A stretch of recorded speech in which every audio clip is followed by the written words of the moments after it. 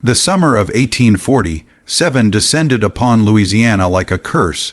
The air hung thick and suffocating, heavy with magnolias and something darker rotting beneath, in scent.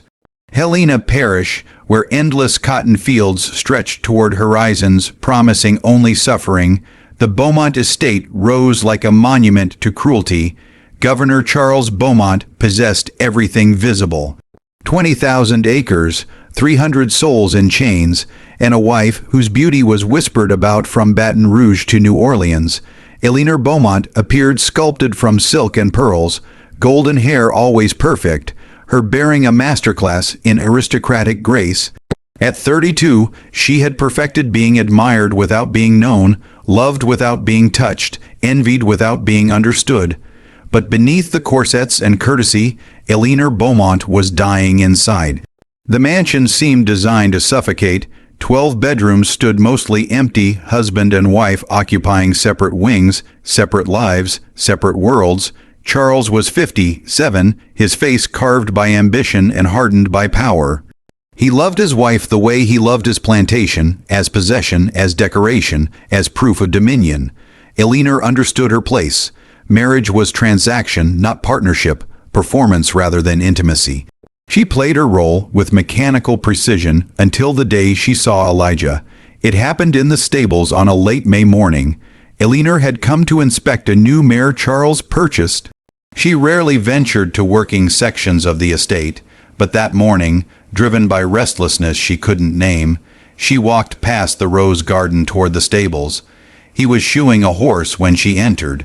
The records listed him as property item 47, acquired for $800, but Eleanor saw something the records could never capture. He stood over 6 feet tall, his body sculpted by labor that would have destroyed lesser men. It was his eyes that stopped her completely. Eyes that didn't lower in submission, didn't perform the degradation slavery demanded. He looked at her for 3 seconds that stretched into forever, then returned to his work. "What is your name?" she asked, voice barely audible. "Elijah, ma'am." That night she couldn't eat, couldn't sleep. She lay beside her husband's snoring form, staring at the ceiling, seeing nothing but those eyes that refused to be owned, refused to be nothing. The second encounter came 3 days later in the rose garden. Elijah was pruning roses. Eleanor knew he'd been assigned there deliberately, that something had placed them in proximity again. "Do you have a family, Elijah?" she asked. "Had a wife once, sold off 7 years back to Alabama, a daughter too, never knew what happened to her." Eleanor's throat tightened. Hearing it from his lips made it devastatingly real. "I'm sorry," she whispered. He looked at her then, truly looked. "Sorrow don't change nothing, ma'am, but I thank you for it anyway." She came back the next morning and the morning after that. Gradually, carefully, words began to emerge. She asked about roses, and he taught her their names, their needs, the patience required to make beauty bloom in hostile soil. She told him about books, about the suffocating emptiness of her life. They never touched. They maintained physical distance that law demanded. But in every other way, they were reaching toward each other across an abyss supposed to be uncrossable. The house servants noticed. They saw Eleanor rising before dawn, walking to the rose garden with increasing frequency, lingering when Elijah was there. Mama Seraphine, the cook, began leaving biscuits near the garden gate, a silent warning, a prayer against the storm she knew was coming. By June's end, they were talking about things that mattered. She told him about her marriage, the loneliness, the sense of being decoration rather than person. He told her about freedom as a feeling he remembered from childhood before being sold at age 8. In the mansion, Governor Charles Beaumont began noticing his wife was smiling again. He didn't know why, and that made him uneasy. He began to watch. July arrived with biblical vengeance. Elijah was reassigned to work closer to the main house. The overseer Thaddeus Cole had made the change, positioning Elijah where he could be watched. Mama Seraphine knew the governor had caught the scent of something wrong. "Child," Seraphine warned Eleanor, "you're playing with fire that's going to burn more than just you. We've done nothing wrong." Eleanor said desperately, "Don't matter. Matters what it looks like. The governor will find out. He always does." That afternoon, Eleanor found Elijah in the workshed behind the stables. For the first time since their encounters began, they were truly alone. "You shouldn't be here," Elijah said without looking up. "They're watching now. I know. I can't stay away. You know what they do to men like me, who get accused of looking wrong at women like you. They tie him to a tree." He stopped, jaw tightening. "What if I wanted enough for both of us? That's not how the world works, Miss Eleanor. Just Eleanor, when we're alone, let me be just a woman just once." Something cracked in his expression. "You're asking me to forget everything that keeps me alive. I'm asking you to remember that you're human, that I'm human, that this feeling is real, it matters." He looked at her, war playing across his face between self-preservation and the desperate need to be seen, to be valued. "My daughter's name was Grace," he finally said. "I think about her every day. I couldn't save her, couldn't save my wife, couldn't save myself. And you're asking me to feel something, to want something. You know how much that hurts." "I'm so sorry," Eleanor whispered, tears streaming. "I didn't say stop. I didn't say I don't feel it. I just said it hurts, but maybe some things are worth the hurt." Eleanor closed the distance between them. Their hands reached for each other, his rough with calluses, hers soft and pampered. When their fingers intertwined, it felt like revolution and damnation. "This is madness," she whispered. "Yes. They'll kill you if they find out. Yes." They heard footsteps. They broke apart instantly. By the time Overseer Cole appeared in the doorway, they were 6 feet apart, perfectly proper distance. But Cole was no fool. His eyes moved between them with calculating assessment. He was making his living reading guilt and fear. That night Eleanor understood what they'd done. They had crossed a line that could never be uncrossed, and she knew she couldn't stop, wouldn't stop. In the slave quarters, Elijah touched his palm where her hand had been. He knew what was coming. Men like him didn't get happy endings, but for a moment he'd been fully alive, he'd been seen, he'd mattered. The letters began in August, written in secret, carried by young chambermaid Dinah, who understood the danger but helped anyway. Words on paper became their only safe connection. Eleanor wrote about suffocating life, about feeling dead until she saw him. Elijah wrote about his stolen family, about how she'd made him remember he had a heart. The correspondence continued through late summer into September, each letter more intimate than the last, pushing them further past the point of no return. Then, in late September, everything shattered. Governor Charles Beaumont found the letters. He'd been searching Eleanor's chambers for something else when he opened her writing desk drawer and found a folded paper. He read it, then systematically searched until he found all 8 letters hidden in various compartments. When he finished reading, Charles carefully folded the letters, placed them in his coat pocket, and walked outside. He stood smoking a cigar, thinking. He was a politician, a strategist. He wouldn't rush. He would plan this carefully, ensure that when he moved against them both, consequences would be total and irreversible. This wasn't just about infidelity. This was about order, about power, about maintaining the hierarchy. Eleanor and Elijah had dared to suggest that perhaps all people were equally human, equally capable of love and dignity. That was the real transgression, and Charles would burn the world down before he let that stand. Eleanor knew something was wrong the moment she returned home. The silence felt charged, dangerous. Dinah found her in the hallway, face tight with fear. "Ma'am, the governor's been in your chambers." Eleanor's blood turned to ice. She checked her desk. The letters were gone, all of them. "You have to warn Elijah." Eleanor told Dinah urgently, "Tell him to run now." "Ma'am," Dinah said, tears streaming. "Cole and 3 men already went to get him. The governor sent them an hour ago." Eleanor ran toward the slave quarters. She could see them before she arrived, a cluster of men near the overseer's house, torchlight cutting through darkness. Cole stood in the center, and next to him, hands tied, face bloodied, was Elijah. "Stop!" Eleanor screamed. "Stop this now!" The men turned, shocked, a white woman running through slave quarters, hair wild, dress torn. Mrs. Beaumont returned to the house, Cole said, "This isn't business for a lady." I said, "Stop." Eleanor reached them, finding Elijah's eyes. He looked at her with sad inevitability, as if he'd always known it would end this way. "Eleanor, go back," he said quietly. "Don't make this worse. How could this be worse? That's enough." Charles's voice cut through the chaos. Eleanor returned to the house immediately. No, the word hung like an explosion. Wives didn't refuse husbands. Women didn't defy men, especially in public. "You will return, or I will have you carried there," Charles said, voice dangerously low. "Then have me carried, because I'm not leaving him." Charles's face flickered with shock, recognizing his wife had become someone capable of defiance he'd never imagined. "Do you comprehend the scandal, the destruction of everything I've built?" Charles asked. "I understand. I've fallen in love with a man more decent and honest than you'll ever be." Eleanor said, "I've spent 15 years being your decoration. For the first time I feel like an actual human being." Charles's hand moved fast. The slap knocked her sideways, stars exploding across her vision. Elijah lunged forward before 3 men grabbed him. "Don't you touch her," he shouted, the mask of submission falling away. "You see the presumption," Charles said to the assembled men. "This animal thinks he has the right to defend a white woman, to feel anything but gratitude.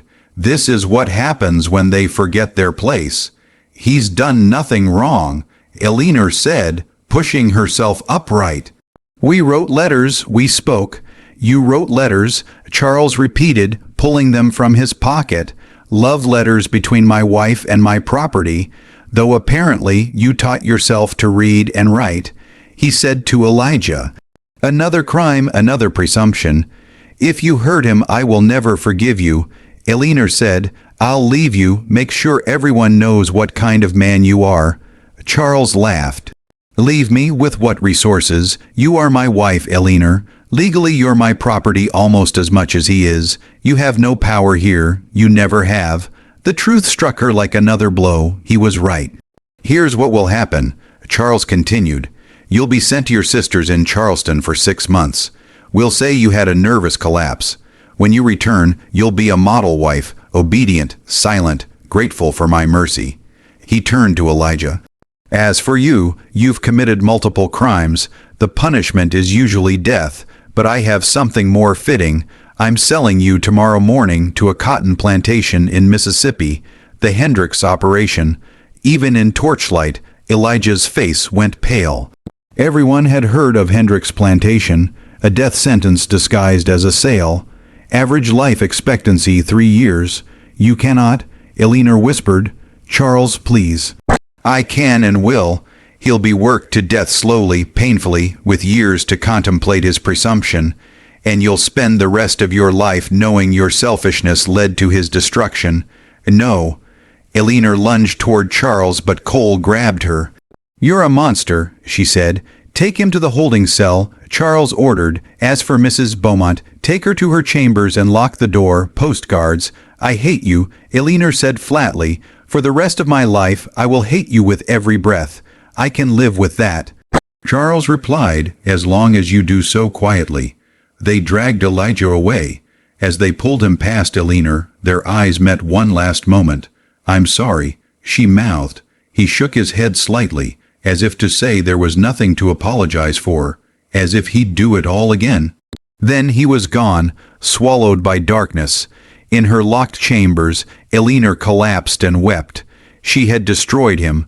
Her feelings, her selfishness had sentenced him to slow death in Mississippi heat. Around midnight, she heard sounds outside. Movement, shouting, chaos. She ran to her window and saw flames. The slave quarters were on fire.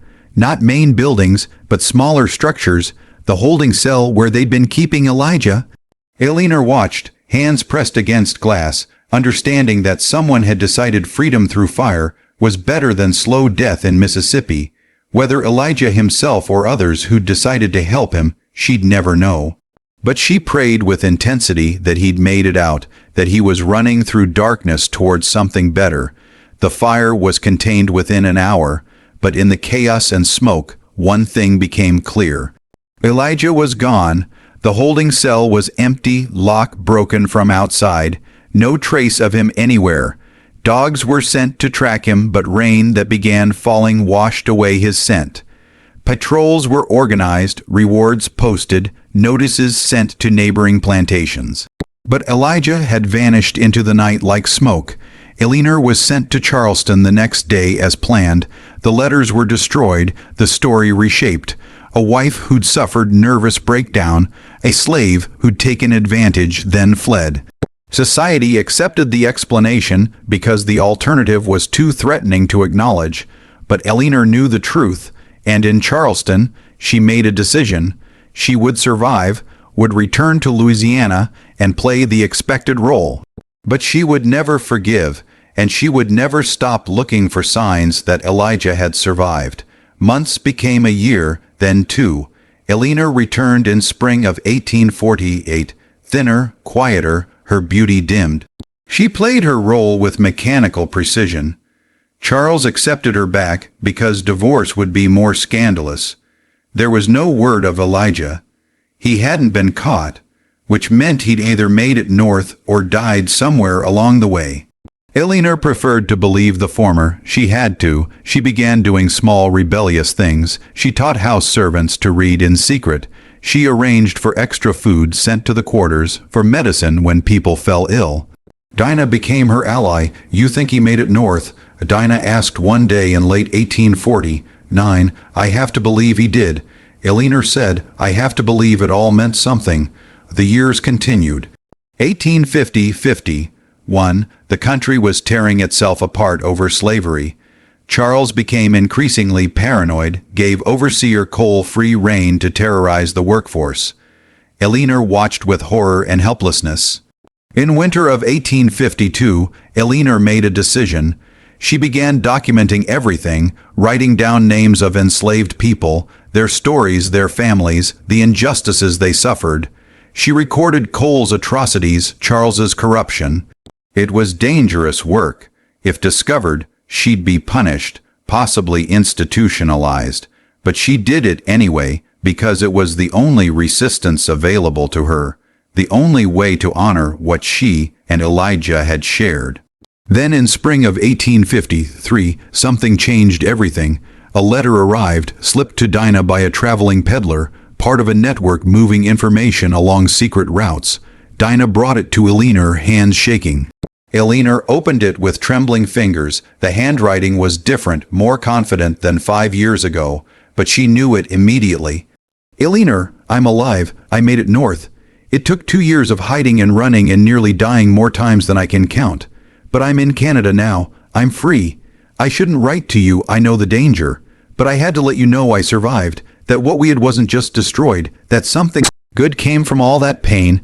I learned to read better here, got a job as carpenter, got a small room that belongs to me. I wake up every morning and remember I'm not property anymore. I'm real, I'm alive, and I think about you every day. Thank you, Eleanor, for seeing me, for valuing me, loving me when the world said it was impossible. Yours always, Elijah." Eleanor read it 3 times, tears streaming, body shaking with emotions she could barely name. Relief, joy, grief for lost time, rage at the world that forced them apart, and something else, purpose crystallizing into action. She found Dinah. "I need you to help me do something insane. I need to leave, need to go north." Dinah didn't look shocked. "I've been wondering when you decide this. You got jewelry you could sell, and I got connections to people who help folks run north. Not just slaves, sometimes white women trying to escape bad marriages. If you're serious about giving up everything, I can get you connected." "What about you?" Eleanor asked. "If I leave, if Charles discovers you helped, he'll kill you." "Yeah, probably." Dinah said matter of factly. "But I'm 24 and tired, Miss Eleanor, tired of being scared, tired of watching people I love get sold or beaten or worked to death. So maybe this is my chance too. Maybe I run north same time you do. Maybe we both get free." They began planning in secret. It would take months to prepare, to gather resources, to make connections with networks that could help them travel north. Eleanor wrote back to Elijah. I'm coming. I don't know when, I don't know exactly how, but I'm coming north. I refuse to spend the rest of my life as a ghost in this house. You gave me courage to remember I have choices. Wait for me, however long it takes. Wait for me. I love you. I have always loved you, Eleanor. But in September, disaster struck. Charles discovered her documentation project. He found the records hidden in her chambers, pages of testimony, names, dates, descriptions that could destroy his reputation and career if made public. His rage was ice cold and methodical. He didn't confront Eleanor immediately. Instead, he planned, just as he'd planned 5 years earlier. But this time, he wouldn't be content with exile. This time, he'd ensure Eleanor could never threaten him again. On the night of October 15th, 1853, Charles Beaumont set his plan in motion. The world erupted in flames. The fire started just after midnight in the mansion's east wing, in a storage room filled with materials that would burn hot and fast. By the time house servants realized what was happening, flames had already climbed walls and begun racing through corridors. Eleanor woke to smoke and shouting. She tried her chamber door and found it locked from outside. Terror flooded through her. Charles had locked her in. This was murder carefully orchestrated to look like tragedy. She ran to the window, threw back curtains, tried to open it and found it fastened shut. Every exit blocked, every escape route sealed. Charles had planned this perfectly, but Eleanor grabbed a candlestick and began smashing the window. She was halfway through clearing glass when she heard her door crash open.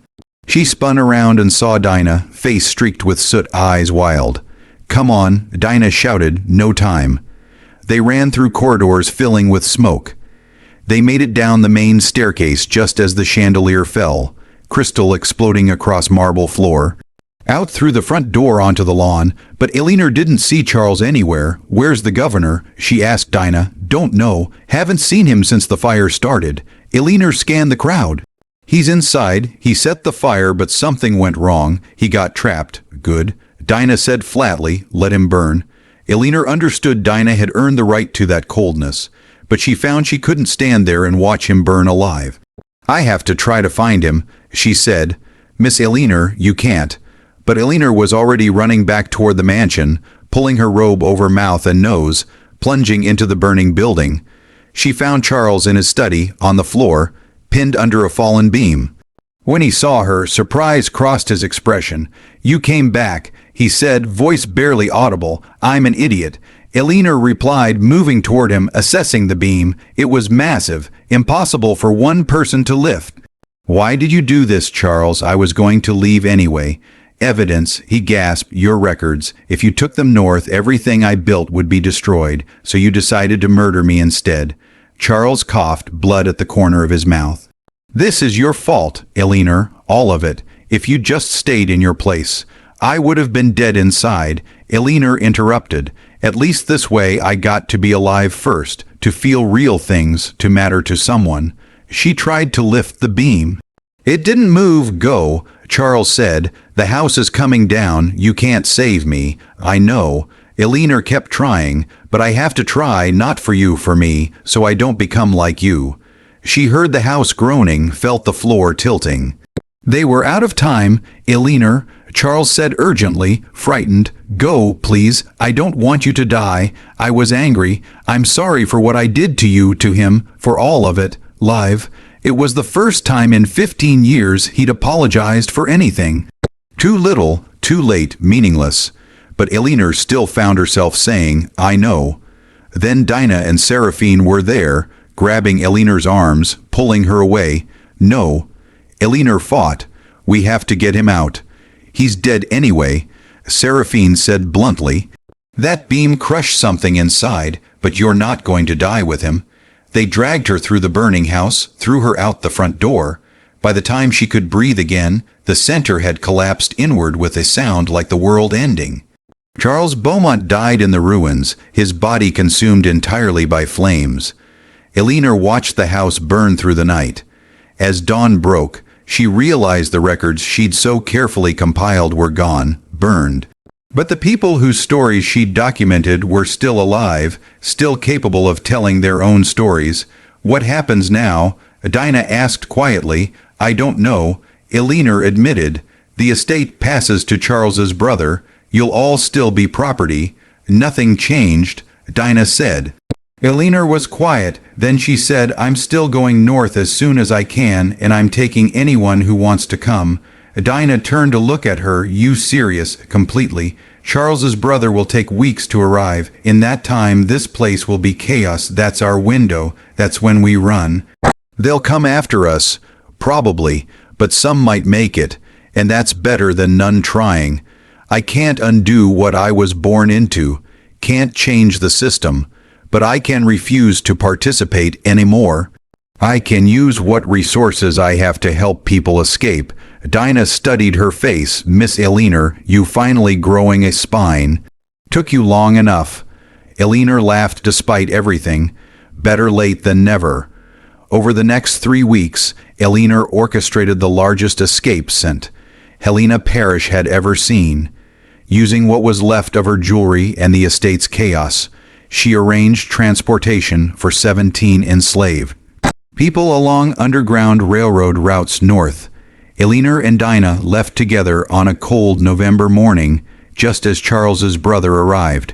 They traveled through networks of safe houses and sympathetic conductors, sometimes hidden in wagons, sometimes walking through forests at night. Always moving north, it took 4 months to reach Canada. Eleanor found Elijah in a small town outside Toronto in March of 1850, 6.5 years after he'd escaped.